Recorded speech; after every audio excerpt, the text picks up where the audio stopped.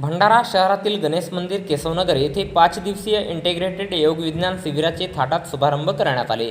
भारत स्वाभिमान न्यास, पतंजली योग परिवार भंडारा आणि केशवनगर नागरिक मंडळ यांच्या संयुक्त विद्यमाने श्री गणेश मंदिर केशवनगर भंडारा येथे 5 दिवसीय इंटिग्रेटेड योग विज्ञान शिबिराचे उद्घाटन डॉक्टर संजय एकापुरे, अध्यक्ष गो अनुसंधान केंद्र देवलापार यांच्या अध्यक्षतेखाली निवासी उपजिल्हाधिकारी भंडारा लीना फालके, राष्ट्रवादी काँग्रेस महिला जिल्हाध्यक्ष सरिता मदनकर, मंगला कोल्हे, रत्नाकर तिडके, भोजराम झंजाळ, यशवंत बिरे, सुरेश घोडे, महादेव चांदेवार यांच्या हस्ते दीप प्रज्वलन करून करण्यात आले।